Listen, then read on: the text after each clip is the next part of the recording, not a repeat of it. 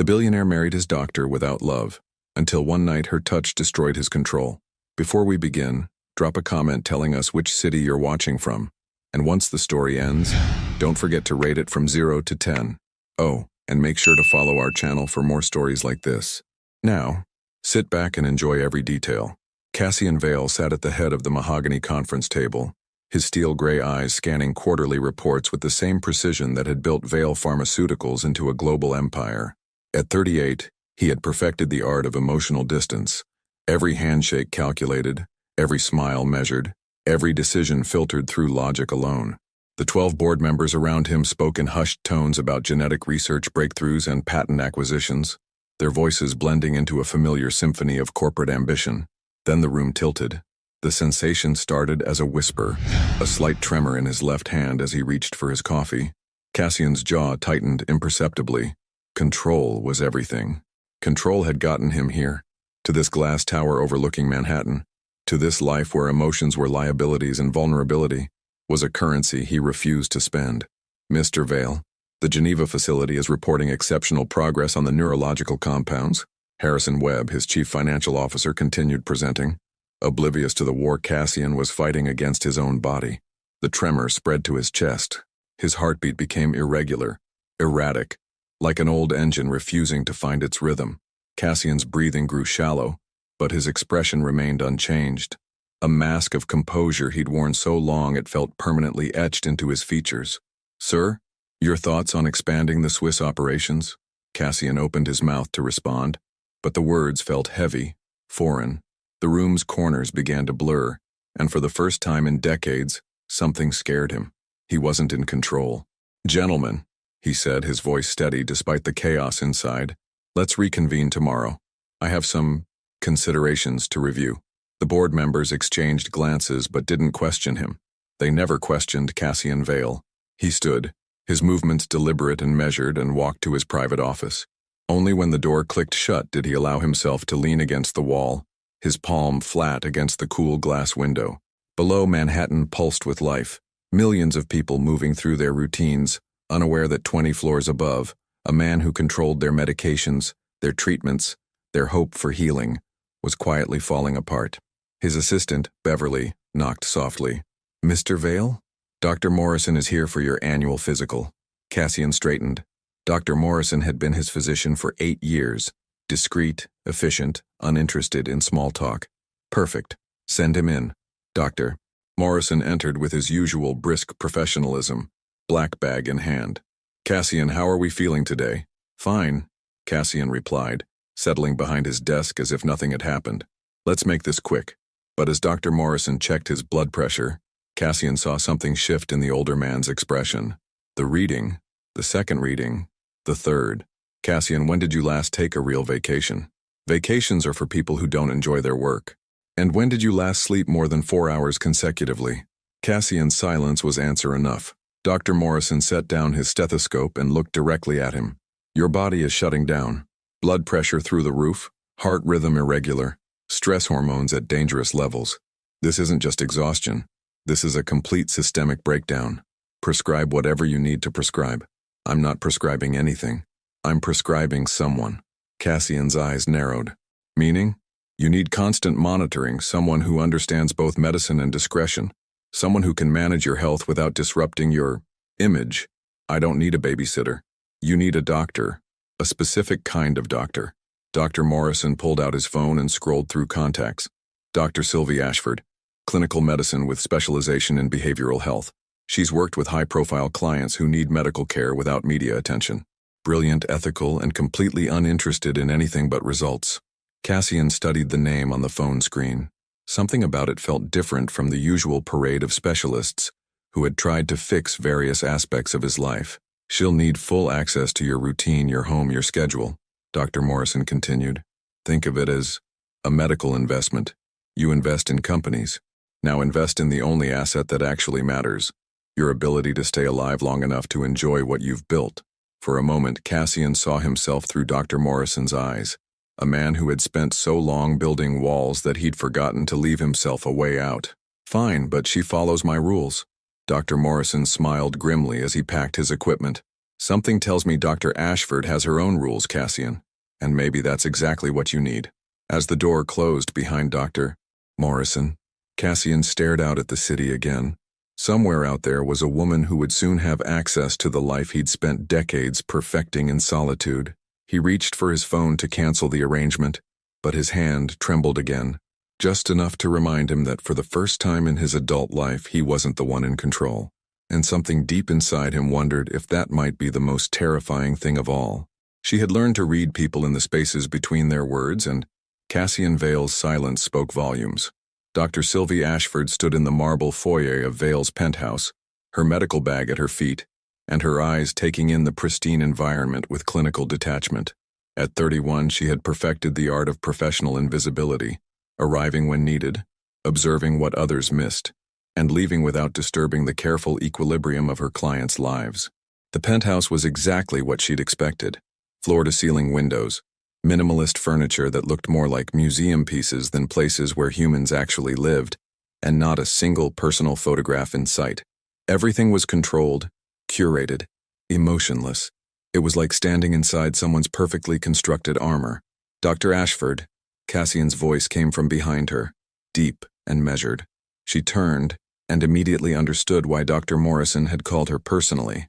Cassian Vale looked like a man at war with himself, impeccably dressed in a charcoal suit that probably cost more than most people's monthly salary, but there were telltale signs of strain around his eyes, a tension in his shoulders that spoke of sleepless nights and too much caffeine. Mr. Vale. She extended her hand for a professional shake, noting the slight tremor he tried to conceal. Dr. Morrison briefed me on your situation. I understand you need discreet medical monitoring. His handshake was firm, controlled, but she felt the elevated pulse through his wrist. Let's be clear about something, Dr. Ashford. This arrangement is temporary.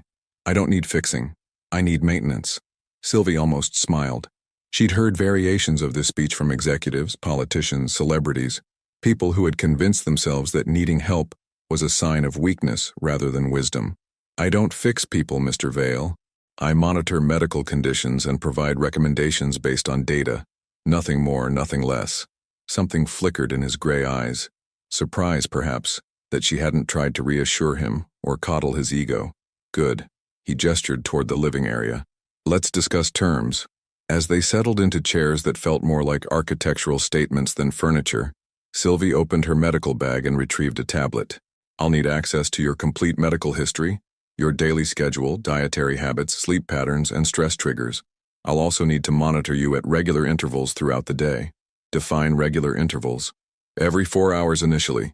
Blood pressure, pulse, stress markers. Non-invasive but consistent. Cassian's jaw tightened almost imperceptibly. She caught it anyway. You have a problem with being monitored? I have a problem with disruption. Sylvie set down her tablet and looked at him directly. In her experience, the most successful treatment came from establishing boundaries early, not just medical ones, but personal ones. Mr. Vale, I've worked with CEOs who run multinational corporations, politicians who make decisions affecting millions, surgeons who hold lives in their hands. They all have one thing in common. They're terrified that taking care of themselves will somehow diminish their ability to take care of everything else. Cassian leaned back slightly, studying her. And what's your professional opinion on that fear? That it's statistically backward. Neglecting your health doesn't make you stronger. It makes you a liability to everything you've built. For the first time since she'd arrived, she saw something crack in his carefully maintained composure. Not much, just a slight relaxation in his posture, as if he'd been holding his breath and finally allowed himself to exhale. Doctor, Morrison mentioned you specialize in behavioral health. I do. Physical symptoms often have psychological roots. Chronic stress, control issues, perfectionism. They manifest in measurable ways. Elevated cortisol, disrupted sleep cycles, cardiovascular strain. And you think I have control issues? Sylvie glanced around the immaculate penthouse, then back at him. I think you've built a life where everything is predictable, except the one thing that matters most, whether your body will cooperate with your plans. The observation hit its mark. She could see it in the way his fingers tensed against the chair arm, the way his breathing shifted almost imperceptibly. What do you need from me? He asked finally. Honesty. If you're experiencing symptoms, tell me. If you're not sleeping, tell me. If something triggers stress, tell me. I can only help with what I can measure. And I can only measure what you're willing to acknowledge. Cassian nodded slowly. And what do I get in return? Your life, probably extended by several decades if we address this properly. They sat in silence for a moment, and Sylvie found herself studying his face. There was something almost vulnerable about the way he was considering her words, as if part of him wanted to trust her, while another part was calculating the risks. There's one more thing, she said, reaching for her medical kit. I'd like to do a baseline assessment now. Heart rate, blood pressure, stress indicators. It'll only take a few minutes. Cassian hesitated, and in that hesitation Sylvie glimpsed something she hadn't expected: fear, not of the medical procedure but of what it might reveal, of what it might mean to let someone this close to the carefully constructed walls he'd built around himself. All right, he said, finally rolling up his sleeve. As Sylvie wrapped the blood pressure cuff around his arm, she noticed the way he held himself completely still, as if movement might betray something he wasn't ready to acknowledge. Her fingers brushed his wrist as she positioned the stethoscope, and she felt him tense at the contact. Relax, she said softly, not looking at his face. This works better if you don't fight it. But as the numbers appeared on her monitor, Sylvie realized that fighting might be the only thing keeping Cassian Vale alive, and learning to stop might be the very thing that could save him. 3 days into their arrangement, Cassian realized that Dr. Sylvie Ashford was quietly dismantling his entire existence. It started with small things. She appeared at precisely 6:47 a.m. for his first checkup. Not 6:45, not 7, but 6:47, as if she had calculated the exact moment his body would be most honest about its condition. She worked silently, efficiently, recording numbers on her tablet while he sat stiffly in his kitchen chair, trying to pretend that having someone witness his morning vulnerability wasn't slowly unraveling him. Your cortisol levels are still elevated, she said on the third morning, removing the blood pressure cuff with practiced precision. Are you sleeping? I sleep. How much? Cassian reached for his coffee. Black, no sugar. The same way he'd been drinking it for 15 years. Enough. Sylvie made a note on her tablet. She didn't push, didn't lecture, didn't offer unsolicited advice. Somehow her silence felt more invasive than questions would have. I'm scheduling your next check for 10:30, she said, packing her equipment. Try to eat something substantial before then. Your blood sugar is inconsistent. After she left, Cassian stood in his kitchen, a monument to unused appliances and takeout containers, and found himself looking at the cabinet where he kept cereal. When was the last time he'd eaten breakfast that didn't come from a coffee shop or a boardroom caterer? He couldn't remember. By 10:30, he had managed half a bowl of oatmeal and was feeling absurdly proud of this minor domestic accomplishment when Sylvie returned. She noticed the empty bowl in the sink immediately. Better, she said, and something in her tone made his chest tighten in a way that had nothing to do with stress. Don't sound so surprised. I'm not surprised, I'm encouraged. She sat across from him at the breakfast bar, her medical equipment spread between them like a bridge he wasn't sure he wanted to cross. Your blood pressure is down 3 points from this morning. Cassian watched her work, noting the way she handled each instrument with the same careful attention he reserved for million-dollar deals. There was something mesmerizing about her focus, the way she seemed to exist entirely in the present moment. Dr. Ashford, Sylvie, she corrected without looking up. We're going to be doing this for a while. Formality is exhausting for both of us. Sylvie. The name felt strange in his mouth, too personal for someone who was supposed to be just another professional service provider. Sylvie, he repeated. Can I ask you something? She glanced up, and he was struck again by how direct her gaze was. No practiced charm, no social maneuvering, just honest attention. Why did you agree to this arrangement? Doctor, Morrison said you usually work with politicians and celebrities. I imagine they're more cooperative than I am. Something shifted in her expression. Not quite a smile, but a softening around her eyes. Honestly, because you're the first client who didn't try to charm me during the consultation. Most people find charm effective. Most people aren't treating someone whose job is to see through facades.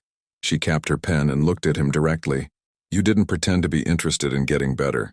You didn't make promises about lifestyle changes you had no intention of keeping. You were just honest about not wanting help. And that appealed to you? It told me you might actually be ready for help, even if you don't know it yet. Cassian felt something uncomfortable twist in his chest. You think I need help? I think you've spent so long taking care of everyone else's needs, shareholders, employees, the global pharmaceutical market, that you've forgotten how to recognize your own. The observation hit too close to something he'd been avoiding for years. He stood abruptly, moving to the window where Manhattan stretched out below them, busy and anonymous and safely distant. My needs are simple.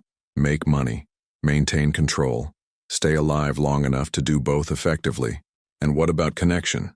The word hung in the air between them like a challenge. Connection is a luxury I can't afford, or a necessity you've been afraid to acknowledge. Cassian turned to face her, and found her watching him with that same clinical attention she brought to reading his vital signs. But there was something else there too, something that looked almost like compassion. You don't know anything about my life, Sylvie.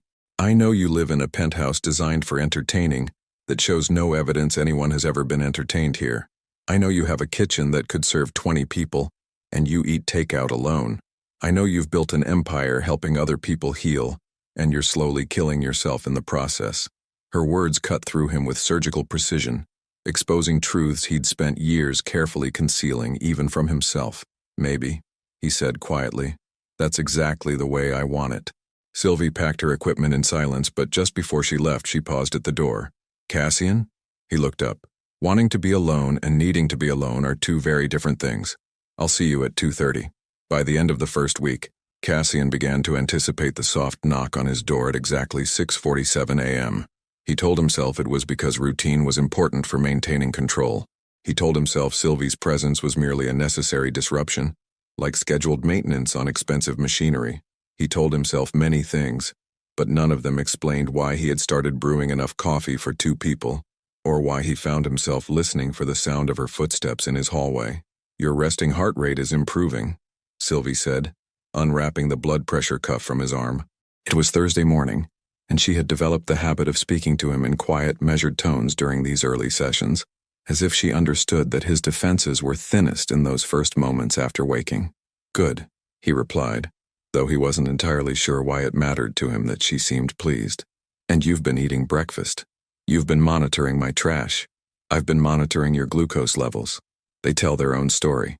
Cassian watched her record numbers on her tablet, noting the way her fingers moved across the screen with the same careful precision she brought to everything else. There was something calming about her competence, the way she inhabited her expertise without needing to prove it. Sylvie, yesterday when you mentioned connection, he paused, surprised by his own willingness to continue the conversation they'd started the day before. What did you mean exactly? She looked up from her tablet and he caught something unguarded in her expression before she composed herself. Human beings are biologically wired for social bonds. When those bonds are absent or damaged, it creates measurable physiological stress, elevated cortisol, disrupted sleep patterns, compromised immune function. So connection is medical? Connection is survival. The simplicity of her answer unsettled him. I've survived just fine without it. Have you? She capped her pen and studied his face with that clinical attention he was beginning to recognize. When did you last have a conversation that wasn't about work? Cassian opened his mouth to respond, then closed it. The silence stretched between them, filling with the weight of an answer he couldn't provide. When did you last laugh? She continued softly. I'm not particularly funny. Neither am I. But laughter isn't about being funny. It's about letting go of control long enough to be surprised by joy. Surprised by joy. The phrase echoed in his mind long after she had packed her equipment and left for her next appointment.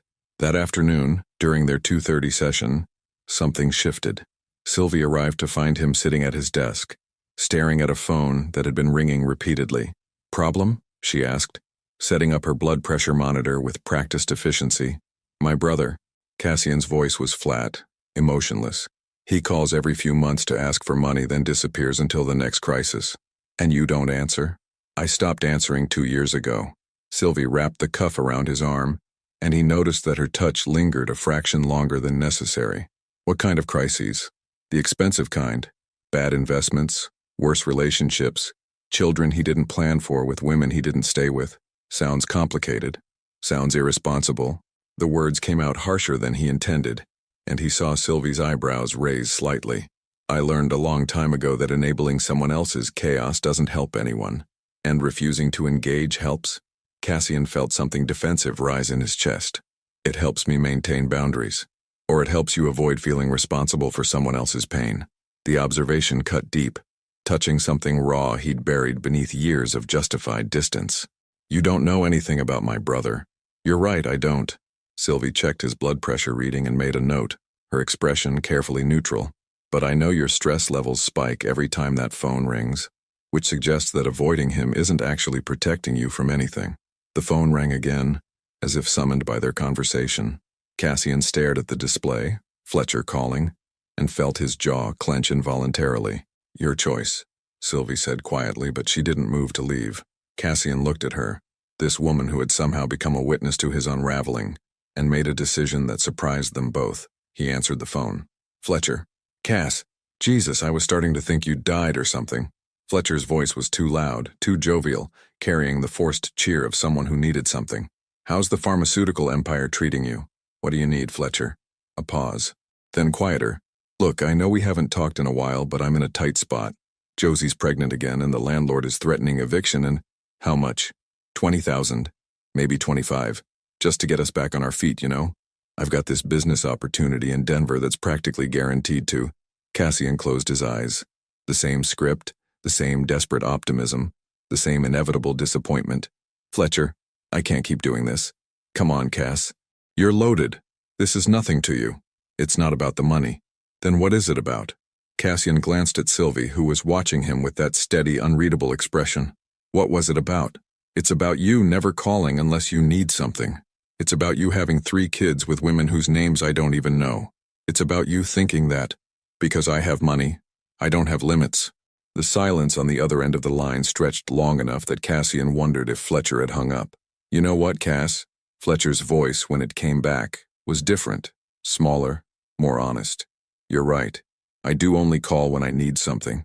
But that's because every other time I've tried to call, you make it pretty clear that you don't want to hear from me unless there's a crisis." The words hit Cassian like a physical blow because they were true. The silence after Fletcher hung up felt like falling through empty space. Cassian sat holding the phone, staring at the black screen as if it might offer some explanation for the hollow ache spreading through his chest. Across from him, Sylvie remained perfectly still, her medical equipment forgotten on the desk between them. "How long since you last saw him?" she asked finally, her voice barely above a whisper. 4 years. Maybe 5. Cassian set the phone down with deliberate care. "He came to New York for our father's funeral, stayed 2 days, borrowed $3,000 and disappeared again. And before that, Christmas, maybe 7 years ago, he brought a girlfriend, Melissa, I think, and her kid from another relationship. The kid had pneumonia and Fletcher didn't have insurance." Sylvie's expression didn't change, but something in her posture shifted. "So you paid for the treatment?"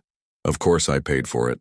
What was I supposed to do, let a child suffer because her mother made poor choices?" The words came out sharp, defensive, but even as he spoke them, Cassian heard the contradiction. "Fletcher thanked me by stealing my father's watch before he left." "Did you confront him?" "I changed the locks." Sylvie was quiet for a long moment, and Cassian found himself studying her face, looking for judgment that never came. Instead, she reached for her blood pressure cuff with the same gentle efficiency she'd shown all week.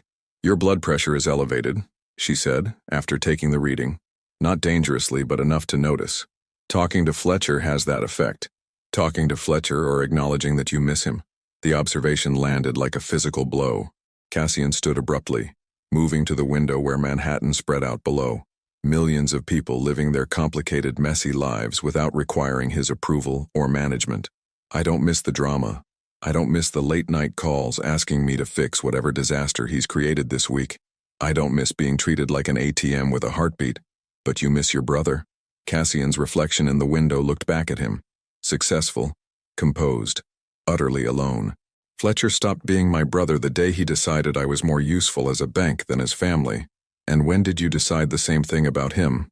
The question hung in the air like an accusation, because they both knew the answer. Somewhere along the way, Cassian had stopped seeing Fletcher as a person and started seeing him as a problem to be solved or avoided. When had that happened? When Fletcher dropped out of college? When he got arrested for drunk driving? When he called crying about his first bankruptcy? "It's easier," Cassian said finally. "Disappointing people is harder than avoiding them entirely." "Easier for who?" "For everyone." Sylvie stood and moved to stand beside him at the window, close enough that he could smell the faint scent of her soap, something clean and uncomplicated that reminded him of rain. "Can I tell you something about my work?" she said, her voice soft. "The clients who scare me most aren't the ones having panic attacks or breaking down in my office. They're the ones like you, people who have become so good at managing everyone else's expectations that they've forgotten how to have any of their own." Cassian turned to look at her, and was surprised by the sadness in her eyes. "You want to know what I think happened with Fletcher?" She continued. "I think somewhere along the way you both decided it was safer to play roles than to be brothers. He plays the screw-up who needs saving. You play the successful one who's above needing anything. And now you're both trapped in a script neither of you knows how to rewrite. Some scripts can't be rewritten. Some scripts need to be burned and started over." They stood together in the growing afternoon light, and Cassian found himself wondering when he had last stood this close to another person without an agenda, without a transaction, without needing to maintain some carefully constructed version of himself. "Sylvie?" "Yes?" "Why did you become a doctor?" She was quiet for so long he thought she might not answer. When she did, her voice carried a weight he hadn't heard before. "My sister was sick for 3 years before she died. Leukemia. The doctors were brilliant. They understood every cell count, every treatment protocol, every statistical probability. But none of them understood that what she needed most wasn't just medical care. She needed someone to see her as a person, not just a collection of symptoms." Cassian felt something shift in his understanding of the woman beside him. "How old was she?" 26. 3 years younger than me." Sylvie's voice was steady, professional, but he caught the slight tremor in her hands. "I became a doctor because I wanted to be the person who sees the whole patient, but I specialized in behavioral health because I learned that sometimes the most important thing you can treat is someone's loneliness." The confession hung between them, honest and raw and more intimate than anything Cassian had shared with another human being in years. "Is that what you think you're treating with me? Loneliness?" Sylvie turned to face him fully, and for the first time since they'd met, he saw something vulnerable in her expression. "I think you're so afraid of being disappointed by people that you've convinced yourself you don't need them. But your body tells a different story, Cassian. Every elevated heart rate, every sleepless night, every stress response, they're all asking for the same thing. What's that? Connection. The kind that doesn't require you to be perfect first." Something had changed between them, and Cassian felt it in every interaction that followed. It started with small things. The way Sylvie lingered an extra moment after completing his morning assessment, her fingers warm against his wrist as she counted his pulse. The way he found himself asking questions that had nothing to do with his medical condition, about her coffee preferences, about the book she was reading during breaks, about whether she missed working in a traditional hospital setting. "You're stalling," she said on Tuesday morning, week 2, as he took an unusually long time rolling up his sleeve for the blood pressure cuff. "I'm preparing. For a routine procedure you've done 12 times? Cassian looked at her, really looked at her, and felt something dangerous stir in his chest. Sylvie had tied her dark hair back in a simple ponytail, and there was a small coffee stain on her white coat that she probably didn't know was there. She looked real in a way that made his carefully controlled world feel suddenly artificial. "Sylvie." "Yes?" "What you said yesterday, about connection without perfection." He paused, surprised by his own willingness to continue this conversation. "Do you actually believe that's possible?" She wrapped the cuff around his arm with practiced efficiency, but he caught the slight hesitation in her movements. "For most people? Yes. But not for everyone. Not for people who've spent their entire lives believing that being needed is the same thing as being loved." The observation hit too close to home. Cassian closed his eyes as she inflated the cuff, focusing on the familiar pressure around his arm rather than the unfamiliar pressure building in his chest. "And what about people who've spent their entire lives believing that needing someone makes them weak? That's a harder pattern to break," she said quietly, "but not impossible." When she removed the cuff, her fingers brushed against his forearm, a contact that should have been purely professional, but felt charged with something electric. Cassian opened his eyes to find her watching him with an expression he couldn't quite read. "Your blood pressure is normal," she said, but her voice was softer than usual. "Good. Your pulse is elevated. Is that a problem?"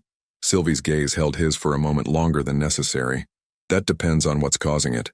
The question hung between them, loaded with implications neither of them was ready to acknowledge.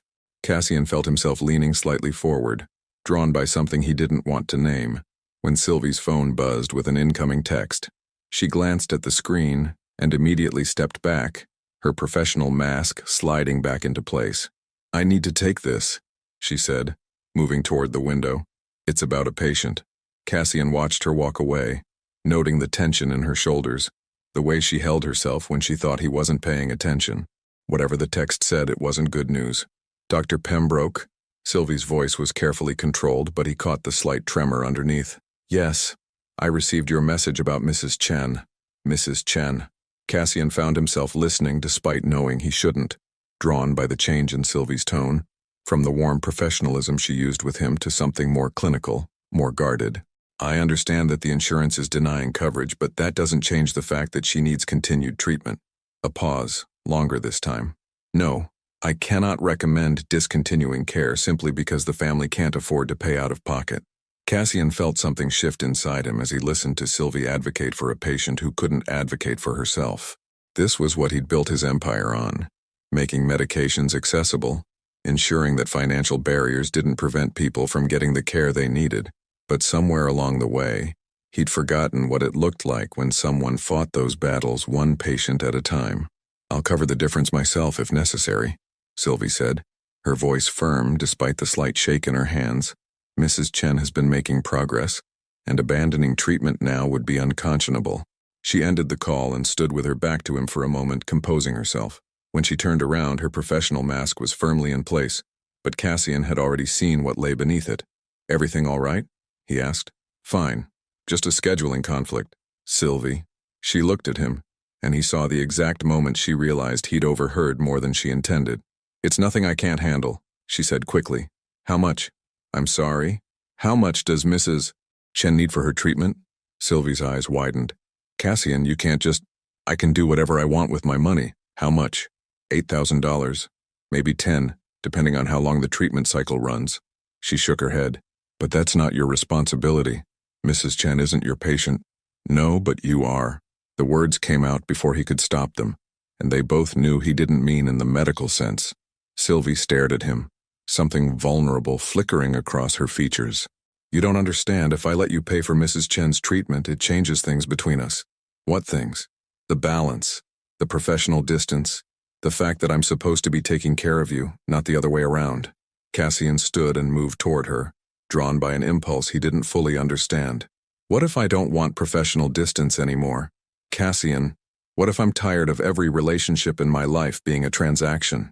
This is a transaction. I'm your doctor. Are you? Or are you the first person in years who's made me feel like being human might not be such a dangerous thing?" They were standing close now, close enough that he could see the flecks of gold in her brown eyes, close enough to feel the slight tremor in her breath.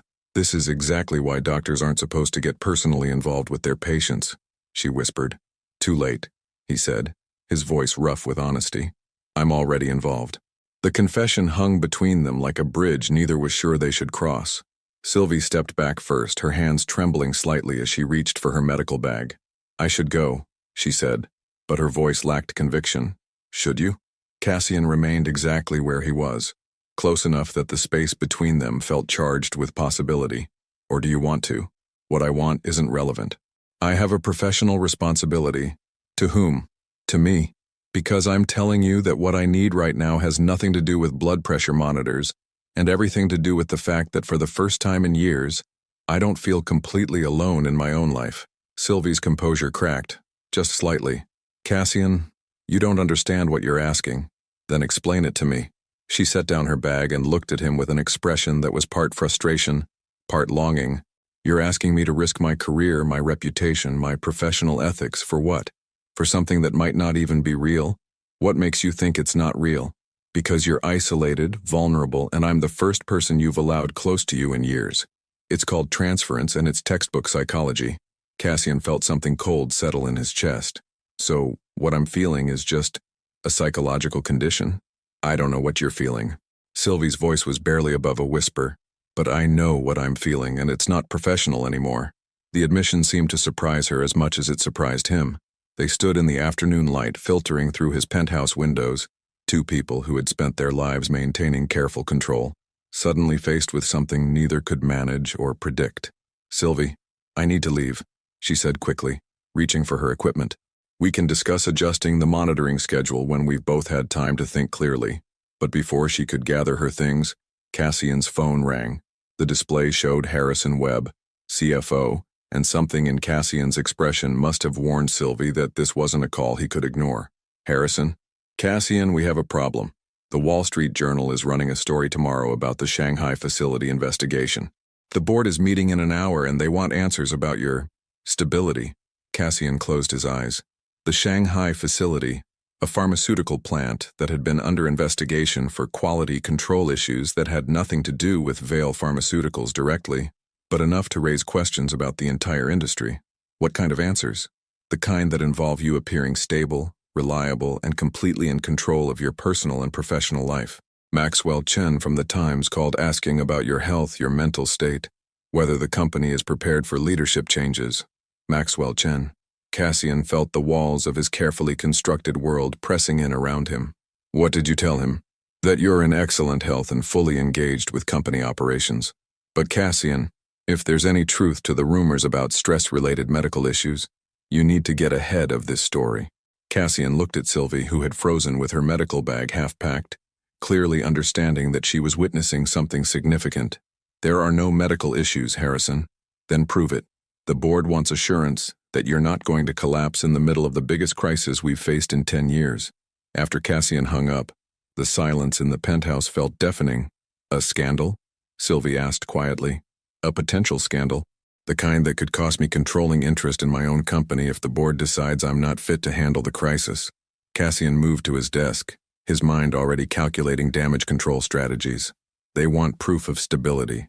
Personal stability. What does that mean? Cassian stopped moving. An idea was forming, one that was either brilliant or completely insane. He turned to look at Sylvie, seeing her with new eyes. Professional, composed, unimpeachable reputation. The perfect image of stability. It means, he said slowly, that I need to appear settled, grounded, like someone who has personal relationships that provide emotional support during stressful periods. Sylvie's eyes widened as she began to understand where his thoughts were leading. Cassian, no. Think about it logically. You need $10,000 for Mrs. Chen's treatment. I need someone who can credibly represent stability in my personal life. It's a business arrangement. Marriage is not a business arrangement. It would be for us. Temporary, contractual, no emotional expectations, no romantic complications. Just two people helping each other solve practical problems. Sylvie stared at him as if he'd lost his mind entirely. You're proposing a fake marriage. I'm proposing a solution that benefits both of us. And what happens when the scandal blows over? When Mrs. Chen's treatment is paid for? Do we just divorce and pretend none of this happened? Cassian felt something twist in his chest at the word divorce, but he pushed the feeling aside. We establish parameters, clear boundaries, a timeline. This is insane. This is practical. Sylvie was quiet for a long moment, and Cassian found himself holding his breath, waiting for her response. The money you're offering, she said finally. It's not just for Mrs. Chen, is it? It's enough to pay off my student loans, my sister's medical debt, everything. If you want it to be. And all I have to do is pretend to be married to you. All you have to do is be yourself. The woman who's competent, ethical, and completely uninterested in my money for personal gain. Except now I would be interested in your money for personal gain. No, Cassian said quietly. You'd be interested in my money for survival. There's a difference.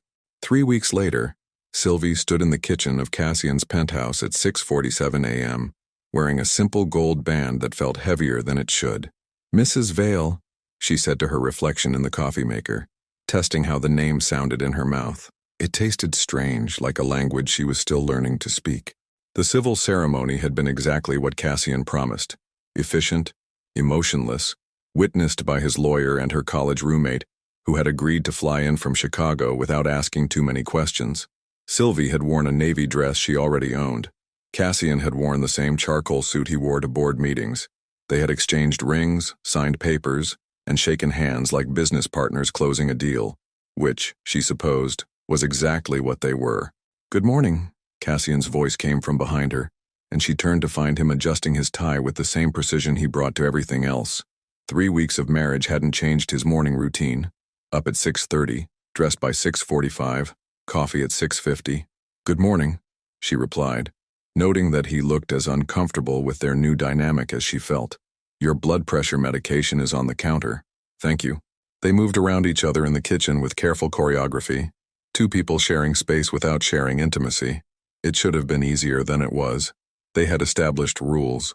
Separate bedrooms, minimal physical contact, except when necessary for public appearances, no discussion of the arrangement in front of others.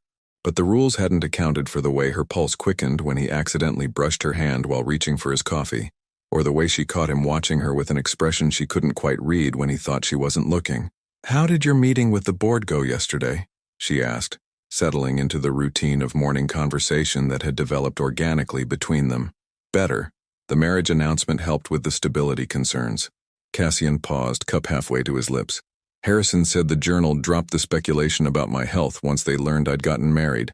Apparently, men in committed relationships are statistically less likely to have stress-related breakdowns. Statistics, Sylvie murmured. How romantic. Something flickered in Cassian's expression. Humor, maybe, or irony. Is that what this is missing? Romance? The question caught her off guard, partially because of how it sounded when he said it, and partially because she'd been wondering the same thing. It's missing authenticity, she said finally. When we're in public, we look like strangers pretending to be married. We are strangers pretending to be married. Are we? Sylvie set down her coffee and looked at him directly. Because I know that you have nightmares about your brother. I know that you check your phone every morning hoping Fletcher might have called even though you never answer when he does. I know that you donated $50,000 to the children's hospital where Mrs. Chen is being treated. Not just the $10,000 for her specific care. Cassian's jaw tightened almost imperceptibly. You weren't supposed to find out about the donation.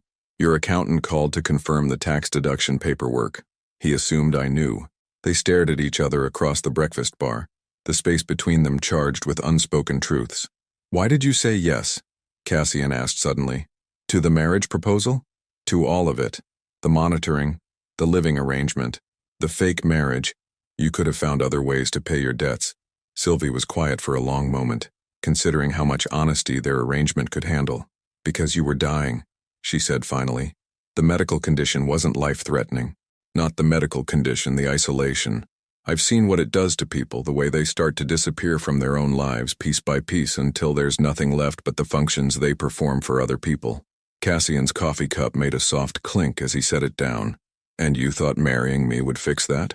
I thought giving you a reason to care about someone else's well-being might remind you to care about your own, even if that someone doesn't actually care about you.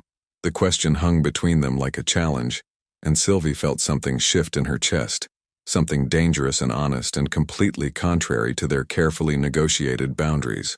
Who says I don't care about you? Cassian went very still. Our agreement specifically stated, our agreement was about sexual involvement and romantic expectations. It didn't say anything about caring. Caring is dangerous. More dangerous than what we're doing now? Pretending that living together, sharing meals, falling asleep to the sound of each other's breathing in the next room, pretending that none of that matters? Cassian stood abruptly, moving to the window where Manhattan spread out below them like a circuit board of lights and possibilities. It's not supposed to matter, but it does. Yes, he said quietly, his back still turned to her. It does. Sylvie felt her heart do something complicated in her chest. This was exactly what she'd been afraid of, the moment when their careful arrangement revealed itself to be built on something much more fragile and real than either of them had wanted to acknowledge. Cassian, don't. His voice was rough. Don't make this more complicated than it already is. What if it's supposed to be complicated? He turned to face her, and she saw something raw and unguarded in his expression that made her breath catch. What if, she continued, we stopped pretending that this is just business? Because, Cassian said, his voice barely above a whisper, if we stop pretending, I might start hoping for something I can't afford to lose. That night, Cassian couldn't sleep. He lay in his bed, their bed technically, though they had maintained the fiction of separate rooms, listening to the soft sounds of Sylvie moving through the penthouse. At 2:17 a.m., he heard her footsteps in the hallway. At 2:23, the refrigerator door opening and closing. At 2:31, the soft scrape of a chair being pulled across the kitchen floor. By 2:45, he gave up pretending he could ignore whatever was keeping her awake. He found her sitting at the breakfast bar, still wearing the oversized Columbia Medical School t-shirt she used as pajamas, her hands wrapped around a mug of tea that had clearly gone cold. Her medical textbook was open in front of her, but she wasn't reading. "Can't sleep?" he asked softly. She looked up, startled. "Did I wake you?" "No." He moved to the coffee maker, needing something to do with his hands. "I was already awake." "Nightmares?" The question was gentle, matter of fact, the way she asked about his blood pressure or his stress levels. But there was something different in her tone tonight. Less clinical, more personal. "Not exactly." Cassian leaned against the counter, studying her face in the dim light. "What about you? Medical emergency?" Sylvie closed her textbook and looked at him with an expression he couldn't quite read. "I got a call from Dr. Pembroke earlier. About Mrs. Chen. Is she all right?" "She's doing well. Better than expected, actually. The treatment is working faster than anyone predicted." Sylvie's voice was steady, but there was something underneath it. Relief, maybe. Or gratitude. "He wanted to thank you for the donation." Cassian felt uncomfortable with the gratitude, the way he always did when people tried to make his money into something heroic. It was just money. It was her life. It was a tax write-off. "Stop." Sylvie's voice was sharper than usual, and it made him look at her more closely. "Stop diminishing everything good you do as if caring about people makes you weak." "I didn't say it made me weak. You didn't have to. You do this thing. Whenever someone acknowledges something kind or generous you've done, you find a way to make it about business or strategy or anything, except the fact that you actually give a damn about other people." Cassian felt something defensive rise in his chest. "And what if I do? Give a damn, I mean. What difference does it make?" "It makes all the difference." Sylvie stood, moving closer to him. "It means that everything we've been doing, this marriage, this arrangement, this careful dance around pretending we don't affect each other, it's all been built on a lie." "What lie?" "That you don't know how to love people. That you're incapable of real connection. That you're safer keeping everyone at a distance." The words hit him like physical blows, each one finding a target he'd thought was well protected. "Maybe I am safer at a distance." "Safer for who?" "For everyone." Cassian's voice came out rougher than he intended.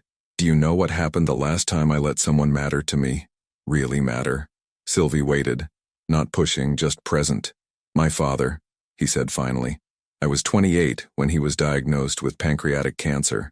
6 months to live, they said. I threw everything I had at it. Experimental treatments, clinical trials, the best doctor's money could buy. I managed his care like a military campaign. What happened? He lived 2 years longer than anyone expected. 2 years of surgeries and chemotherapy and medical procedures that probably caused more suffering than they prevented.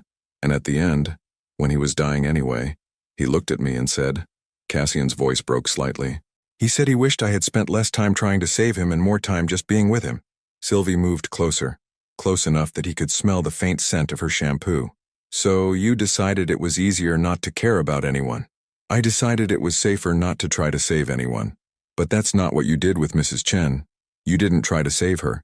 You just helped her access the care she needed. That's different." "How?" Cassian looked at her, this woman who had somehow become the center of his carefully controlled world, and felt something crack inside his chest. "Because Mrs. Chen was your patient, and He stopped, the words caught in his throat. "And you what?" "And I care about you," he said, the admission torn from somewhere deep inside him. "I care about you more than I've cared about anything in years, and it terrifies me." Sylvie went very still. "Cassian, I know it wasn't part of our agreement. I know it complicates everything, but I can't pretend anymore that this is just business, that you're just my doctor, that having you in my life doesn't matter." They stood in the dim kitchen, the space between them electric with possibility and fear. "What are you saying?" Sylvie's voice was barely above a whisper. "I'm saying that I want to try. Not the fake marriage, not the arrangement. Something real, something that might actually matter." Sylvie's eyes searched his face, looking for something he hoped she would find. "And what if it doesn't work? What if we mess this up? Then we'll have tried something that mattered more than protecting ourselves." For a moment, he thought she might say yes. He could see something shift in her expression, something open and hopeful and brave. But then her phone rang. She glanced at the display and immediately answered. "Dr. Pembroke? What's wrong?" Cassian watched her face change as she listened, watched professional concern replace personal vulnerability.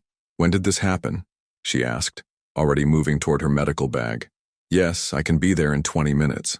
She hung up and looked at Cassian with an expression that was part apology, part something else he couldn't identify. "Mrs. Chen is having complications. I have to go. I'll drive you." "No, She stopped, studying his face. Actually, yes. I'd like that. As they dressed quickly and prepared to leave, Cassian felt something settle into place between them. Not resolution exactly, but recognition. They were no longer pretending this was just an arrangement. Whatever happened next, it would be real. The hospital corridors at 3 a.m. felt like a different world. Quieter, more intimate, stripped of the daytime chaos that usually filled these spaces with urgency and noise. Cassian followed Sylvie through the maze of hallways, watching the way she moved with purpose and familiarity through an environment that was foreign to him. This was her world, the place where she belonged, where she made a difference that could be measured in heartbeats and recovery rates and families who got to keep the people they loved. Mrs. Chen is in room 314, Dr. Pembroke said when they reached the cardiac unit. He was a tall, graying man who looked like he'd been awake for too many consecutive hours. Her vitals destabilized around midnight. We've managed to stabilize her, but he glanced at Cassian uncertainly. He can hear this, Sylvie said firmly. What's her status? The treatment appears to have triggered an autoimmune response. Her body is rejecting the very medication that was helping her. We need to adjust the protocol, but that means starting over with a different approach. More expensive, longer treatment cycle, and honestly, less certainty about outcomes. Cassian felt Sylvie go very still beside him. How much more expensive? Another 20,000, potentially more depending on how she responds. I see. Sylvie's voice was professionally neutral, but Cassian could see the tension in her shoulders, the way her hands clenched slightly at her sides. Dr. Ashford, you should know that the family is considering discontinuing treatment. They're grateful for what you've already made possible, but they can't ask for more help and they can't afford. They're not discontinuing treatment, Cassian said quietly. Both doctors turned to look at him. Whatever the cost is, whatever she needs, handle it. Send the bills to my office. Dr. Pembroke blinked. Mr. Vale, that's incredibly generous. But you don't even know Mrs. Chen. No, Cassian said, his eyes on Sylvie's face. But I know Dr. Ashford. And if she thinks Mrs. Chen deserves a chance, that's enough for me. For a moment, the only sound in the hallway was the distant beep of monitors and the soft hum of fluorescent lights. Can we see her? Sylvie asked finally. Mrs. Chen was sleeping when they entered her room, her small frame dwarfed by the hospital bed and the array of machines monitoring her vital signs. Her daughter sat in the chair beside the bed, holding her mother's hand. Dr. Ashford, the daughter, Lily, Cassian remembered from their previous conversations, stood quickly. Thank you for coming so late. I know you didn't have to. Of course I had to, Sylvie said gently, moving to check Mrs. Chen's chart. How is she feeling? Tired, scared, but fighting. Lily looked between Sylvie and Cassian.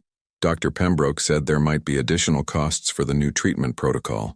There won't be any additional costs to your family, Cassian said. Focus on taking care of your mother. Lily's eyes filled with tears. I don't understand. Why would you?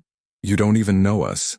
Cassian glanced at Sylvie, who was watching him with an expression he couldn't quite read. Because Dr. Ashford believes your mother's life is worth fighting for, he said simply. And I've learned to trust her judgment. After they left the hospital, they drove through the empty streets of Manhattan in comfortable silence. It wasn't until they were back in the elevator up to the penthouse that Sylvie finally spoke. You didn't have to do that. Yes, I did. $20,000, possibly more, for a woman you've never met. Cassian studied their reflection in the elevator's mirrored walls. Two people who looked like they belonged together, who had somehow found their way to something that felt like home. It's not about Mrs. Chen, he said quietly. Then what is it about? The elevator doors opened and they walked into the penthouse together. But instead of going to their separate rooms, they both stopped in the living room, neither quite ready for the night to end. It's about you, Cassian said finally. It's about the fact that you stayed awake worrying about a patient's financial situation. It's about the way you advocate for people who can't advocate for themselves.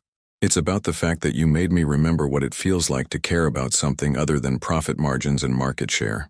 Sylvie moved closer to him, her eyes searching his face. And it's about the fact that I'm tired of pretending this is just an arrangement, he continued, his voice rough with honesty. I'm tired of separate bedrooms and professional boundaries and pretending that having you in my life hasn't changed everything about who I am. They were standing close now, close enough that he could see the gold flecks in her brown eyes, close enough to count her eyelashes if he wanted to. Cassian, she whispered, and there was something in her voice that made his breath catch. Tell me to stop, he said, reaching up to touch her face. Tell me this is still just business and I'll go back to my room and we'll pretend this conversation never happened. Instead of answering, Sylvie placed her hand over his, pressing his palm against her cheek. What if I don't want you to stop? The question hung between them for a heartbeat, and then Cassian was kissing her. Not the careful, controlled kiss of someone trying to maintain distance, but the desperate, honest kiss of someone who had been holding back for too long. Sylvie kissed him back with equal intensity, her hands fisting in his shirt, pulling him closer. All the careful boundaries they had constructed, all the professional distance they had maintained, all the pretense that this was just an arrangement, everything dissolved in the space between one heartbeat and the next. When they finally broke apart, both breathing hard, Cassian rested his forehead against hers. This changes everything, he said. I know. Our agreement, the marriage, the professional relationship. I know. Are you sure? Sylvie looked at him with eyes that were clear and certain and completely unafraid. I've never been more sure of anything in my life, and for the first time since his father's death, Cassian allowed himself to hope that caring about someone might not destroy him. It might actually save him. 6 months later, the sound of laughter coming from his kitchen was still something Cassian had to get used to. He paused in the doorway of his home office. Their home office now, he corrected himself, noting Sylvie's medical journals stacked neatly beside his pharmaceutical reports, and listened to the conversation happening in the next room. Sylvie was on the phone with Lily Chen, their weekly check-in that had evolved from medical consultations to something closer to friendship. She's doing so well, Sylvie was saying, her voice bright with genuine joy. The new treatment protocol is working better than anyone expected. Dr. Pembroke thinks she'll be ready to go home next week. Cassian smiled, remembering the day 3 weeks ago when Mrs. Chen had finally turned the corner. Sylvie had cried in the hospital hallway, tears of relief and exhaustion and pure, overwhelming gratitude. He had held her while she sobbed, and for the first time in his life, being needed by someone hadn't felt like a burden. Tell her I'll stop by tomorrow, Sylvie continued. And Lily, you don't have to keep thanking me. Taking care of people is what I do. When she hung up, Cassian found her standing at the kitchen window, looking out at Central Park, where autumn was painting the trees in shades of gold and red. She was wearing one of his old Columbia t-shirts and a pair of jeans, her hair pulled back in a messy ponytail. She looked nothing like the composed professional woman who had first walked into his penthouse 6 months ago, and everything like home. Good news? He asked, wrapping his arms around her from behind. The best news. Mrs. Chen gets to go home to her garden and her terrible soap operas and her daughter's terrible cooking. Sylvie leaned back against his chest. How was your call with Fletcher? The weekly phone calls with his brother were still complicated, still sometimes frustrating, but they were happening. That alone felt like a miracle. He's thinking about moving to Portland. Says he wants to try something new, maybe get into sustainable farming. Cassian rested his chin on top of Sylvie's head. I told him if he's serious, I'll help him find a program. That's wonderful. We'll see. Fletcher's gotten serious about a lot of things over the years. But this time you're not writing him off before he's even started. It was true. Something had shifted in Cassian's ability to hope for his brother, to believe that people could change and grow and surprise you with their capacity for better choices. He suspected Sylvie had something to do with that shift. The board meeting went well, he said, changing the subject. They approved the new accessibility initiative. Sylvie turned in his arms, her eyes bright with interest. All of it? All of it. Subsidized medications for low-income patients, expanded clinical trial access, partnerships with community health centers. Cassian tucked a strand of hair behind her ear. Harrison thinks I've gone soft. Have you? Completely. She laughed, the sound filling the space between them with warmth. Good. Soft looks good on you. They had been married for real now for 2 months. A small ceremony in the hospital chapel where Mrs. Chen was being treated, witnessed by Lily and Dr. Pembroke, and a handful of other people who had become their chosen family. Sylvie had worn a simple white dress that she'd bought at a department store. Cassian had worn the same suit from their first wedding, but this time when he'd said, I do, he'd meant it with every fiber of his being. I have something to show you, Sylvie said, pulling away from him with a mysterious smile. She led him to the dining room table where she had spread out architectural drawings, detailed plans for what looked like a medical facility. What is this?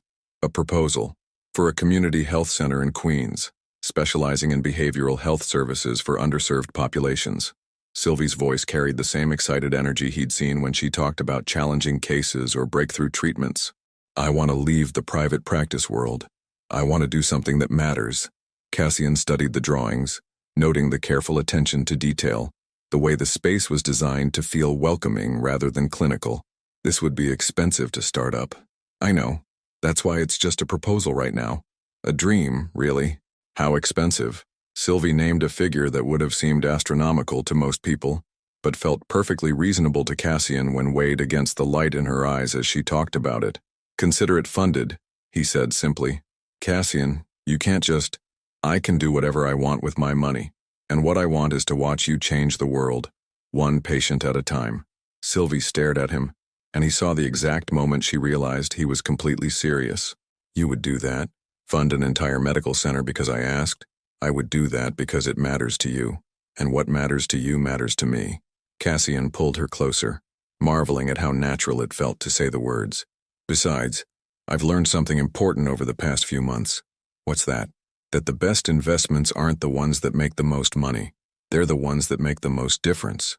Later that evening, as they lay in bed, in their bedroom, with their life spread out around them in the form of shared books and medical journals and coffee mugs that never quite made it back to the kitchen, Sylvie traced lazy patterns on Cassian's chest. Do you ever regret it? She asked quietly, giving up the careful distance, the emotional control, the safety of not caring about anyone. Cassian thought about the question seriously. His life was messier now, more complicated. He worried about Mrs. Chen's recovery, about Fletcher's next phone call, about whether Sylvie was happy, about whether he was capable of being the partner she deserved. His heart rate was probably less stable than it had been 6 months ago, but his actual heart, the metaphorical one he'd spent years protecting, felt stronger than it ever had. Never, he said finally. Do you regret agreeing to that fake marriage proposal from a control-freak billionaire who didn't know the difference between being needed and being loved? Never, she replied without hesitation, though I should probably mention that I knew the difference from the beginning. What do you mean? I mean, I never thought you didn't know how to love people, Cassian. I thought you were afraid to let yourself be loved by them. The observation settled into him like a truth he'd been avoiding for years. And now I think you've figured out that being loved doesn't make you weak. It makes you brave enough to love back. Outside their bedroom window, Manhattan pulsed with its endless rhythm of life and possibility. Somewhere in the city, Mrs. Chen was sleeping peacefully in her hospital bed, counting down the days until she could go home. Somewhere else, Fletcher was probably staying up too late, planning his next fresh start with the kind of optimism that used to annoy Cassian, but now just made him hopeful. And here, in this bed, in this life they had built from what had started as a business arrangement, Cassian felt something he had never expected to feel, completely, perfectly at peace. Sylvie? Thank you. For what? For seeing who I could be before I knew it myself. She lifted her head to look at him, her eyes soft with love and contentment and the kind of happiness that comes from being exactly where you belong. Thank you for letting me stay long enough to watch you become him. As they drifted off to sleep, Cassian's last conscious thought was that he had spent his entire adult life learning to control his heart rate, never realizing that the most important thing was simply learning to let his heart beat for someone else. What would you choose if love knocked down every wall you'd built to protect yourself? Your participation in the channel is very important. Please leave your opinion in the comments. Thank you for watching. If you enjoyed the story, please subscribe to our channel and leave a comment below letting us know what you thought. Your feedback and support mean a lot to us. Stay tuned for more exciting stories.